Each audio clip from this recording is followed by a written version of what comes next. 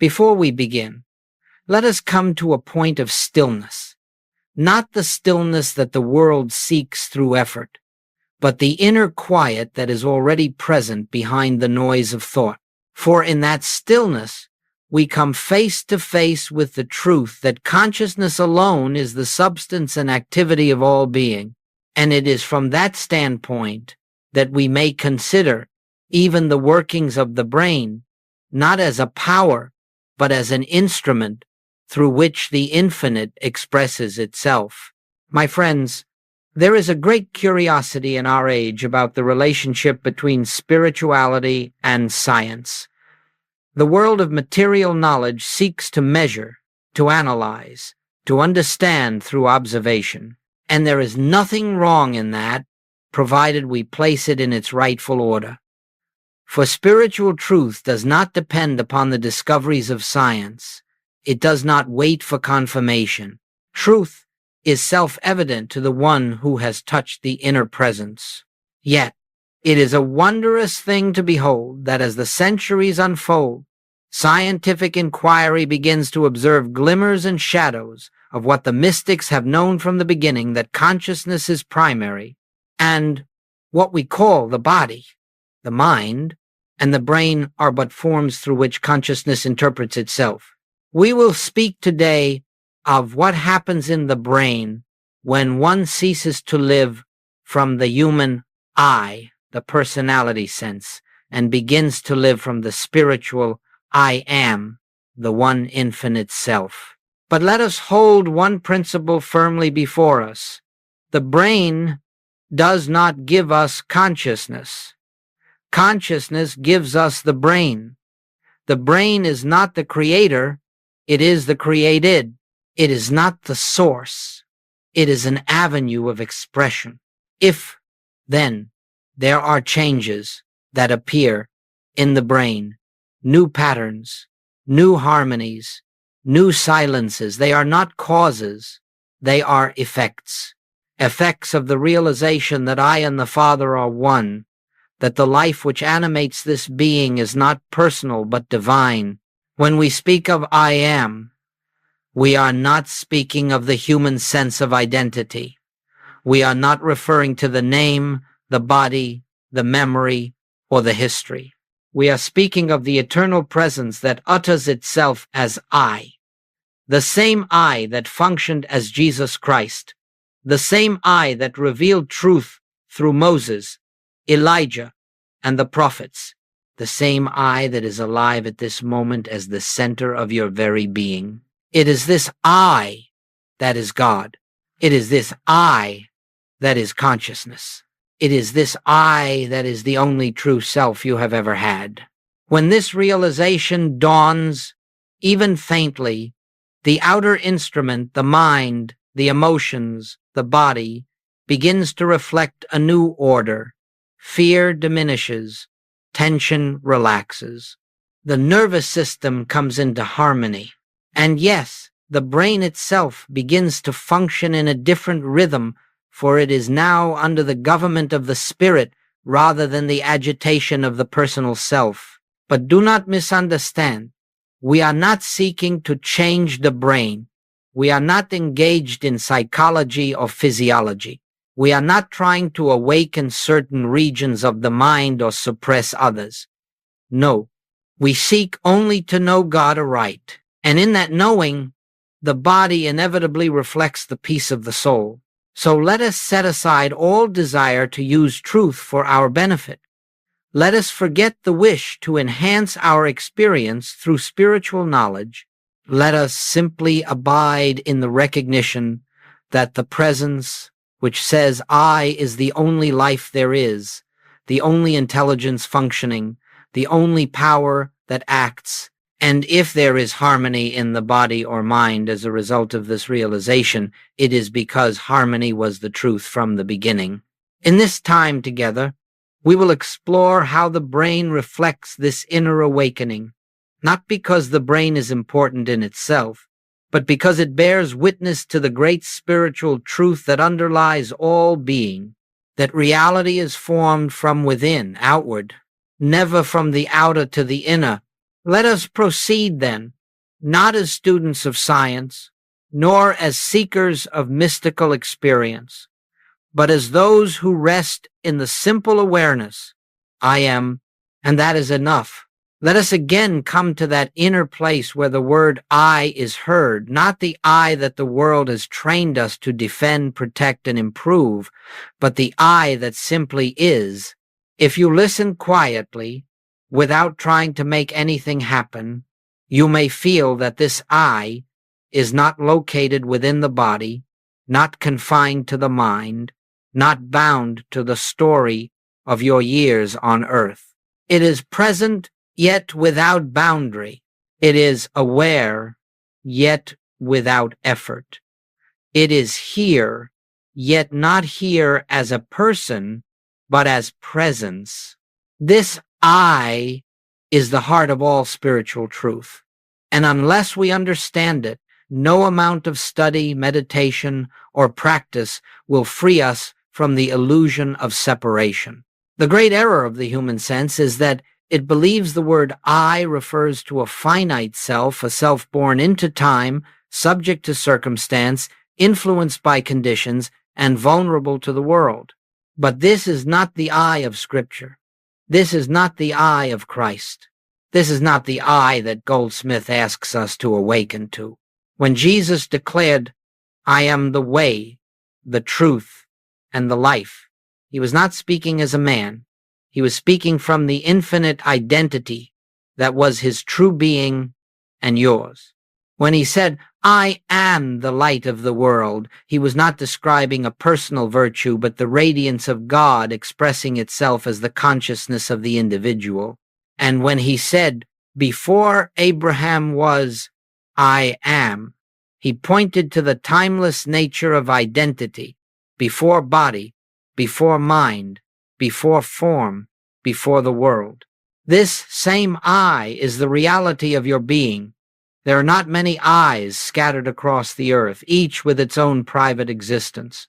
There is but one I, appearing as infinite individual expressions, yet never divided. The eye that looks out through your eyes is the same eye that looked out through the eyes of every sage, every prophet, every illumined soul throughout history. It is the same eye that animates every living thing. So long as we cling to the belief that I is a separate person, we will remain bound to fear, conflict, and limitation. For the personal sense is never safe, never complete, never at peace. It lives in perpetual reaction to conditions and is always seeking a better circumstance. But when, through inner revelation, we begin to sense that I is not personal but divine, we touch a freedom that no circumstance can give or take away. This realization is not a philosophy, it is an experience. It is the moment when the walls of personal identity begin to dissolve, and we feel the presence living us, breathing us, thinking us. It is the moment we understand that consciousness is not inside the body, but the body is within consciousness, and consciousness is I. It is the shift of identity from personal to impersonal, from human to divine that brings harmony into expression. For the body, the mind, and even the brain can only reflect the consciousness that governs them. If the consciousness is fearful, the brain will be agitated. If the consciousness is burdened, the mind will be confused. If the consciousness is divided, the body will show it. But when the consciousness rests in the realization, I am, the instrument reflects peace. Hear this well. You do not become the I am. You recognize that you have never been anything else. You cannot achieve God consciousness. You awaken to it. When you say, I am tired, I am afraid, I am unworthy, you are not describing a condition. You are misidentifying the I. You are attributing the qualities of the finite to the infinite. You are placing the burden of the world upon the shoulders of the divine. This is the root of all suffering. But when you come to a place where you can rest and simply know, I am, without adding anything after it, without qualifying it, without personalizing it, then the truth of your being begins to reveal itself. Identity shifts, the false sense dissolves, and what remains is the pure awareness of I, untouched, unconditioned, unchanging. This is the foundation of spiritual life. This is the beginning of healing. This is the opening through which grace flows. For grace does not enter a personal self. It reveals that the personal self has no real existence. Let us hold, then, throughout our journey, this central truth. There is only one I. That I is God, and that I is the essence of your being. Understand this, and you will understand the entire spiritual path. Let us continue now in the same stillness with which we began, for without inner quiet there can be no true hearing of spiritual truth. The things of spirit are not grasped through mental effort. They are revealed as we become receptive, as thought yields to awareness and personality steps aside. In this atmosphere of silence, the deeper meaning of I unfolds. We have spoken of the nature of identity, and now we turn to observe how the shifting of identity affects what the world calls the mind and the brain. But always remember, we do not study the brain because it has power. We study it only to see how the form responds when it is no longer animated by the belief in a personal self. There is a center within the human mind that modern science describes as the part of the brain responsible for self-reference, worry, the story of me. The endless stream of thought through which the personal sense maintains its illusion of existence. It rehearses the past, anticipates the future, defends its position, and concerns itself with how it appears to the world. This is the activity of the personal ego, and it is constantly at work. In spiritual terms, this is what Scripture calls the carnal mind, the mind that is enmity against God, not because it is evil, but because it is a false sense of identity. It is not a mind created by God. It is a belief in a selfhood apart from God. And as long as this belief is active, the brain responds with agitation, tension, and restlessness. It must do so, for it is reflecting the consciousness that governs it. But something remarkable begins to happen when the truth of our being dawns. When, even for a moment, the awareness arises that I is not the personality but the presence. When the personal sense softens, loosens its grip, becomes transparent, the activity of this ego center begins to quiet, not through will, not through discipline, not through trying to be calm, but through the simple recognition that the I we have been defending has no reality. You see, the ego cannot survive when it is not believed in. It requires attention. It requires identification. And when the attention returns to the I am, the ego finds nothing to cling to. As this awareness deepens, the mind no longer needs to rehearse anxieties. It no longer needs to plan its survival. It no longer needs to compare itself with others or seek validation in the world. It comes to rest, not because we have trained it to rest, but because the very foundation of its activity, the belief in a selfhood separate from God, has been removed. The brain, being an instrument, responds meekly to this shift. The regions associated with fear become quieter. The circuits associated with rumination grow still. And in their place arises a sense of spaciousness, not mental emptiness, but a living silence in which the presence is felt. In Goldsmith's language, this is the peace that passeth understanding, the peace that is not produced by the mind, but revealed when the mind is no longer attempting to govern life. It is the peace that appears when the government is upon his shoulder, when we acknowledge the I that is God as the only true identity. This is the first great change, and it prepares the way for all others. For when the mind is no longer drawing its life from the personal sense, it becomes an instrument through which divine ideas may flow. And when the mind is quiet, the body responds with harmony, the emotions with calm, and the brain with a new orderliness. Let us remember, we do not seek to silence the mind. We seek only to know the truth of I. And when that truth is known, the mind silences itself.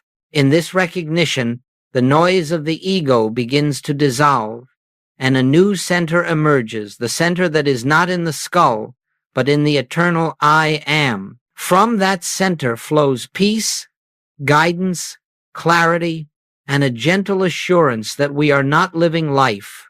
Life is living us. Let us rest in that knowing for a moment. I am, and because I am, all is well.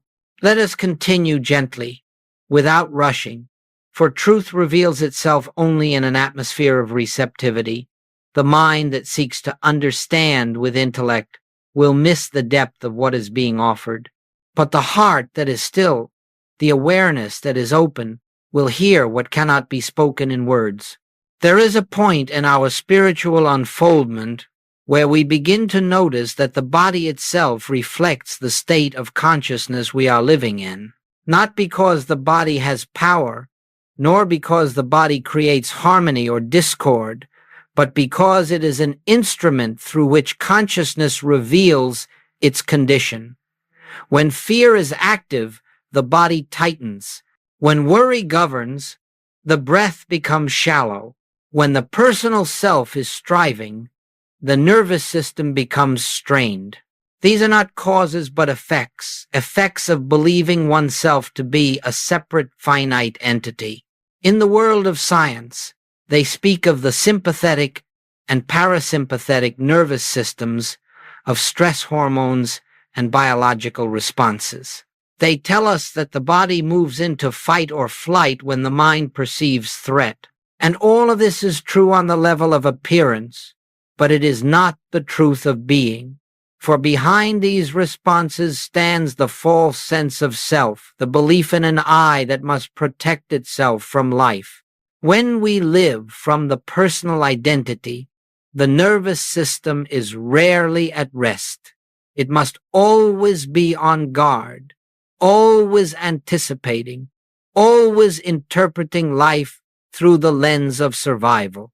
But the moment we awaken to the truth that I live, yet not I, but Christ liveth in me, something profound takes place. Fear has no home in the presence of God, and when fear dissolves, the body relaxes as naturally as a flower opening to the sun. This release is not achieved through effort. You cannot force the body into peace. You cannot command the nervous system to calm itself. You cannot make the heart slow or the breath deepen through will. But when the realization dawns, the I that I have been trying to protect is not me, the entire being softens. The nervous system yields, the breath becomes gentle, and the body enters a state that science calls rest, but spirit knows as peace. This peace is not emotional tranquility. It is not the temporary quiet that comes when circumstances improve. It is the peace that is the nature of God, the peace that I am. It does not arise because something has been fixed. It arises because the truth of identity has been recognized. You see, the nervous system is responding not to external conditions, but to the consciousness interpreting those conditions. And when consciousness knows itself as the I am, untouched by appearance, untroubled by form, uninfluenced by the world, the body receives that knowing as safety. That safety is not the safety of circumstances, it is the safety of truth. Many have asked, how can I find peace? And the answer is always the same. You cannot find peace while believing that you are a person in a dangerous world. You find peace when you realize that the I of your being is spirit, and spirit is never threatened. Once this is seen, the body follows. The nervous system becomes a faithful witness to the recognition of truth. Muscles unclench without being told. Breath deepens without instruction. The heart rate stabilizes without technique. All of this occurs because the personal sense of I is no longer gripping the reins of experience. This is grace. It is not achieved.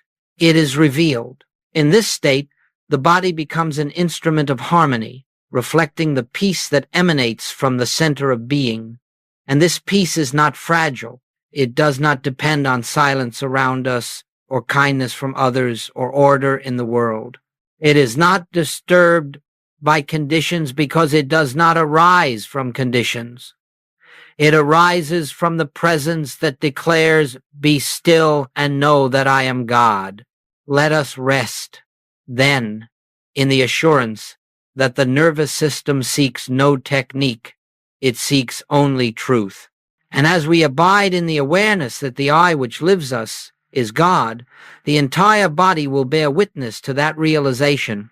This is the spiritual meaning behind physiological peace. God, recognized as the self, is the healer, the harmonizer, the quieting influence that governs all form. Remain a moment in that awareness. I am peace, not as a quality I possess, but as the truth of my being. Let us continue now in the same stillness that has accompanied us from the beginning, for what we speak of in this section cannot be grasped by the mind that is accustomed to interpreting life through the five senses.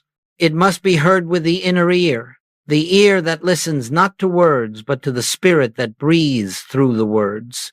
There is a moment in our spiritual awakening when perception itself begins to change. Not because we make an effort to see differently, but because the center from which we look has shifted. When the personal sense of I governs perception, everything appears fragmented. The world seems divided into good and evil, mine and yours, friend and enemy, desirable and undesirable. Life becomes a series of judgments and comparisons, each one reinforcing the belief in separate selves. This is what the world calls normal perception, but it is not spiritual vision. It is the vision of the personal ego, the vision of one who believes themselves to be a self apart from God. And so long as this sense of separation persists, the brain must interpret life as conflict, tension, and uncertainty. The world appears dangerous because we believe ourselves to be vulnerable. The world appears divided because we believe ourselves to be separate. But when the realization dawns that I is not a person looking outward upon the world, but infinite consciousness appearing as individual being, a new seeing begins. This seeing is not an achievement. It is not produced by mental work or spiritual technique. It is the natural seeing of the one who no longer identifies with the personal sense. In Goldsmith's language, this is the moment when we begin to see through appearances. We no longer accept the forms of the world at face value. We no longer respond to them as powers. We behold them as images in consciousness, images that have no life, no authority, no substance apart from the one who is living as all being. And when this happens, the brain responds with a new order of activity.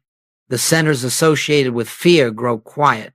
The circuits associated with reactivity diminish. The regions associated with intuition, empathy, and holistic understanding become more active. But again, these changes are not the cause of spiritual awakening. They are the shadow of it.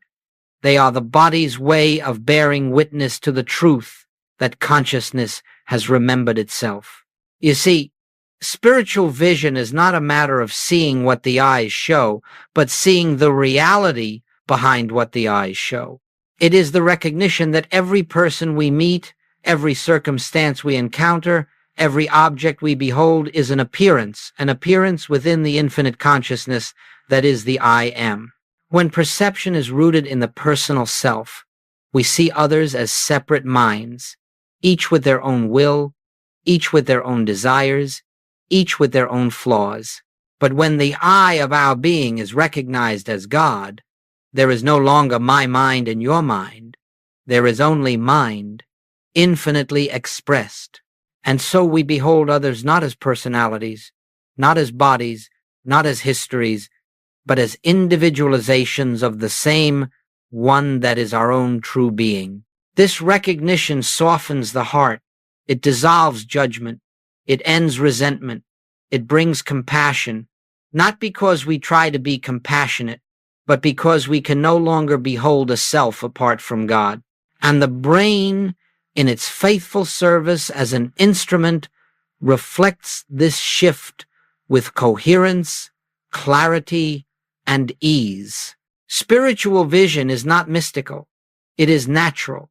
It is the way consciousness sees when it is no longer clouded by the belief in separation. It is the seeing that Jesus spoke of when he said, "Judge not according to appearance, but judge righteous judgment." Righteous judgment is the seeing of reality. It is the beholding of the Christ in every individual, even when the appearance seems to contradict it. To live from this vision is to walk through the world untouched by its fears, unmoved by its divisions, unburdened by its conflicts, not because the world has changed, but because the one who is seeing is no longer the personal sense, but the I am. Let us rest in this recognition. The world you see is the reflection of the identity from which you look. If you look as a person, the world appears fragmented. If you look as the presence, the world reveals its oneness. Remain a moment in that inner seeing, not with the eyes, but with the awareness that recognizes the same life, the same self, the same I in all. Let us, once again, settle into that inner quiet where truth is revealed not by the mind, not through thought, but through the gentle awareness that stands behind thought. For in this stillness we begin to perceive one of the great spiritual principles that governs the entire experience of life. All suffering is sustained by resistance, and all resistance is the activity of the personal self. In the world, resistance is considered a natural response to difficulty. When faced with illness, the person resists it. When faced with lack, they resist it. When faced with conflict, they resist it. Yet each act of resistance is born out of fear, and fear is born out of the belief that there exists something, some power, separate and apart from God. In the spiritual life, we learn that there are not two powers. There are not opposing forces battling for dominance. There is only one presence, one life, one infinite reality, expressing itself as all being. The moment we recognize this, resistance becomes unnecessary. For what is there to resist when we know that God is the only presence and the only power? Now let us consider how this truth expresses itself in the body. When the personal sense of self believes it must fight against conditions, fight against illness, fight against circumstances, fight against the world, the body is flooded with the chemistry of fear, tension, stress hormones, the tightening of muscles, the quickening of breath. The body behaves as a creature besieged because the consciousness believes itself to be a creature besieged. This is the physiology of separation. But when identity shifts, when one rests in the awareness that the I of our being is infinite spirit, the entire mechanism of resistance begins to dissolve, not through effort, not through discipline, not through forcing the body into relaxation, but through a simple, direct knowing. There is nothing in this universe that can oppose the presence that I am. As this truth settles into consciousness, the body receives it as peace. The chemistry of fear is replaced with a chemistry of calm. The nervous system moves out of defense and into trust. The heart slows. The breath deepens. The muscles release. And the regions of the brain associated with alarm become still. These changes do not heal us. They reflect that healing has already taken place in consciousness. What is healing, after all, in the infinite way? It is not the adjusting of matter, nor the correcting of the body. It is the dissolving of the false identity that believed itself separate from God. When this belief dissolves, the body mirrors that freedom. This is why Goldsmith taught that the moment of healing is the moment of recognition, not the moment when the condition changes, but the moment when the truth of identity shines through, even briefly. The body may follow that recognition instantly or gradually, but the healing is already accomplished the instant the personal sense yields. Resistance cannot survive in the presence of I am. It simply melts away. And when resistance melts, what remains is harmony. Harmony in the mind, harmony in the emotions, harmony in the body. Not because harmony was created, but because it was revealed. Harmony is the natural state of being when we are not resisting the one that we are. Let us place this into simple terms. When you struggle, you affirm separation. When you resist, you energize the very condition you fear. When you fight, you strengthen the illusion, but when you rest in the awareness, I am, all false powers lose their seeming reality. This is not passivity. It is not resignation. It is recognition. It is standing still in the truth that the I of you is the governing principle of all form. And when consciousness stands still, the body stands still. When consciousness releases its grip, the body relaxes. And when consciousness recognizes its oneness with God, the body cannot help but reflect that oneness. So let us now rest in this quiet knowing. I do not need to resist anything. The presence that I am is the only activity, the only law, the only power operating in my experience. In that presence, all stress, all fear, all tension dissolves. Let that awareness settle into you not as a belief, not as an affirmation, but as a simple recognition of what has always been true. Let us continue now in the same atmosphere of calm receptivity, for it is only in such an atmosphere that the deeper currents of spirit can be felt.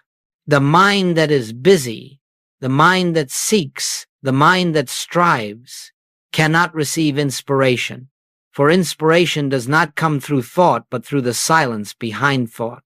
And it is this silence, this inner yielding, that allows the infinite to express itself as guidance, intuition, and spiritual direction. In our human sense of life, we have been conditioned to believe that we must figure everything out through mental effort. We plan, we calculate, we analyze, we worry, we compare, we try to foresee every outcome. And all the while, we assume that our personal understanding is the source of our decisions. But my friends, the personal self has no true guidance to offer. It knows only the past, the accumulated impressions of memory, the limited reasoning of the finite mind. The personal self does not know the way, for it has no access to reality. Only the I am knows. For the I am is infinite, intelligence appearing as individual consciousness. When the human mind steps aside, when it ceases to dictate and begins to listen, a new order of guidance begins to unfold, quietly, gently, without fanfare, without excitement, without effort. It comes as a soft inner knowing, a direction that feels natural, effortless, inevitable. This is one of the great fruits of living from I am, the shift from self-directed living to God-directed living. Goldsmith often said that the secret of the spiritual life is not in accumulating knowledge, but in becoming a receptacle for the infinite. When the personal sense is quiet, the infinite reveals itself and expresses as your thought, your movement, your decisions, your life. Now consider how this spiritual truth expresses itself through the brain. When the mind ceases its constant striving and drops into silence, the brain reflects that silence with coherence, integration, and spaciousness. The circuits responsible for insight awaken. The regions associated with creativity, intuition, and higher order understanding become active. The left and right hemispheres, which so often operate in conflict, begin to harmonize. This harmony is the brain's reflection of the deeper harmony of consciousness. But again, let us be very clear. The brain does not create inspiration. The brain only receives the imprint of inspiration.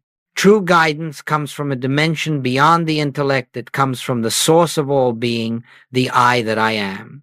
In this recognition, we begin to understand why striving blocks inspiration. The personal sense tries to govern the mind, and in doing so, it creates noise. This noise drowns out the subtle movement of spirit, but when the personal sense dissolves, even for a moment, the infinite has room to speak. Not in words, not in dramatic revelations, but in the quiet certainty that arises from within, an impulse, a direction, a peace that says, "This is the way, walk ye in it." This is how the great works are accomplished, not through human effort, but through divine impulse. When you live from the center of I am, your decisions are not forced, they unfold. Your creativity is not manufactured, it flows. Your insight is not produced, it appears. And your life begins to feel guided, supported, carried by something far wiser than the finite mind. This is why Goldsmith taught the practice of inner listening. Not listening for messages, not listening for voices, not listening for signs, but listening for the presence itself, the presence that, when felt even faintly, becomes the source of inspiration for every activity of your life. In such moments, the brain becomes a servant of the soul, not its master. Thought becomes the vehicle of intuition, not the creator of it, and the entire instrument of your being comes under the gentle government of the infinite. Let us, then, remember this simple truth. Guidance is not something we seek. Guidance is something we receive when we are still enough to hear. Remain a moment in that stillness. Not to obtain guidance, but to recognize the presence that is already guiding. Not to force inspiration, but to rest in the awareness that the I, which is your being, is infinite intelligence itself. Let us come once more to that inner quiet in which truth may be revealed. For what we speak of now is not a technique, not a method, and not a spiritual exercise, as the world understands such things. It is the heart of the infinite way. It is the living center of our entire practice. It is the way by which the truth moves from concept to realization, from belief to experience, from the mind to the very essence of being. This is what Goldsmith called practicing the presence. Practicing the presence is not the repetition of words. It is not the use of affirmations. It is not a mental attempt to bring about a change in our experience. Rather, it is the gentle return, again and again, to the awareness that the I which lives us is God and God alone. In our human experience, the mind is constantly drawn outward toward appearances, toward conditions, toward people, toward circumstances. It judges, it analyzes, it reacts, it resists, And in every reaction, the personal sense is strengthened. The mind becomes entangled in the world it sees, and the world it sees is nothing more than its own belief system projected outward. Practicing the presence is the process by which we withdraw our attention from this outward pull. Not forcibly, not with strain, not with effort, but by remembering that there is a deeper reality than what the senses report. There is a presence within us closer than breathing, nearer than hands and feet. That is the true life of our being. This practice is simple, but it is not easy, for it requires the surrender of personal identity. It requires that we release our dependence upon the human mind, the human will, the human effort. It requires a willingness to be still in the midst of activity, to be quiet in the midst of noise, to be centered in the midst of change. When we practice this presence, even briefly, something shifts within us. The mind slows, the senses soften, the emotions calm, the body relaxes, and the brain begins to function in a new rhythm, a rhythm not born of fear or desire, but of the deep peace that flows from the center of being. But let us remember, the purpose of practicing the presence is not to calm the mind or to relax the body. These may happen, but they are not the goal. The purpose is singular, to recognize God as the eye of our being, to recognize the presence that has always been there. The world tries to use spiritual practice to change conditions, to get health, to get supply, to get peace, to get answers. But in the infinite way, we do not practice to get. We practice to recognize. We practice to remember the truth that has been eternally established. I am is my life. I am is my safety. I am is my peace. I am is the source of every good. When this recognition becomes steady, not through effort, but through deep inner knowing, the outer life begins to conform to the harmony that has always existed within. In this state, problems no longer represent threats. They become shadows without substance. Needs no longer appear as lack. They reveal themselves as opportunities for the I am to express its fullness. Relationships no longer feel like emotional negotiations. They become expressions of the same presence meeting itself. Now, how do we practice this presence? Not through long meditations, not through hours of contemplation, but through frequent, gentle moments of remembrance throughout the day. A pause, a moment of silence, a turning inward, a quiet acknowledgement. Father, I thank thee that thou art here.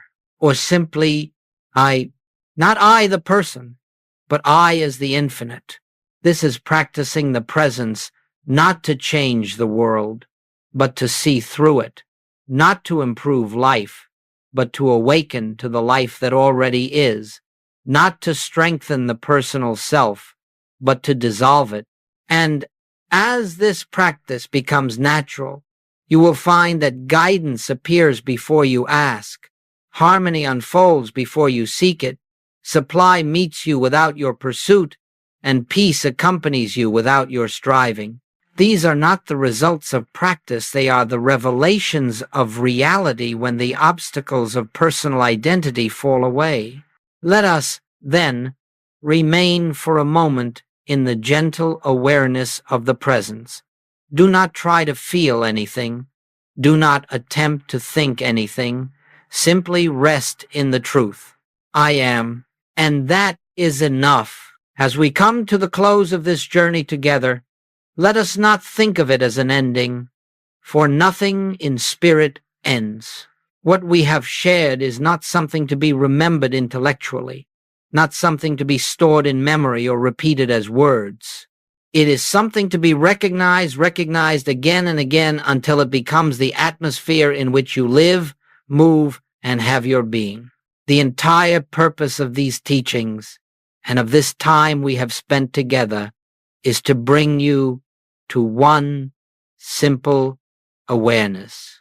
The I that you are is the presence of God, not someday, not when you have perfected yourself, not when outer conditions change, but now, right here, in this breath, in this awareness.